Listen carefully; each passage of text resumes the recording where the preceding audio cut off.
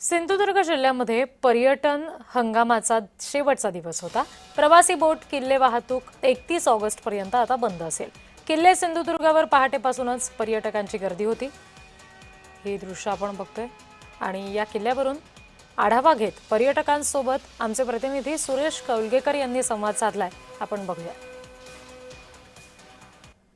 आज पर्यटन हंगामाचा शेवटचा दिवस आहे आणि बघितलं तर उद्यापासून 26 मे पासून 31 जुलैपर्यंत 31 ऑगस्ट पर्यंत जे पर्यटन हंगाम आहे तो बंद आहे। किल्ले वाहतूक सिंधुदुर्ग छत्रपती शिवाजी महाराजांच्या सिंधुदुर्ग किल्ल्यावर मोठ्या प्रमाणात पर्यटक जातात आणि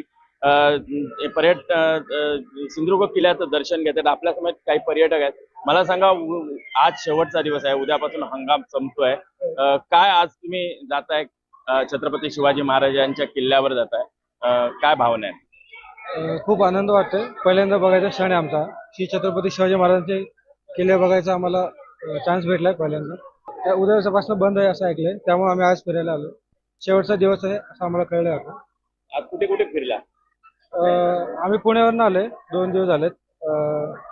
बीचेस वगैरे बघितले, आरेवारे बीच वगैरे, रत्नागिरी वगैरे फिरलो आणि आज शेवटचा दिवस आहे। छत्रपती शिवाजी महाराजांचा हा एकमेव इथे शिवराजेश्वर जे मंदिर आहे ते आहे आणि त्या शिवराजेश्वर मंदिराकडे नतमस्तक होण्यासाठी अनेक जे पर्यटक आहेत ते इथे येताना दिसतात आणि इथून जी जी किल्ल्यावर जी वाहतूक असते ती बोटीची वाहतूक इथून केली जाते। मात्र उद्यापासून 26 मे पासून ते 31 ऑगस्ट पर्यंत ही जी वाहतूक आहे ती बंद आहे।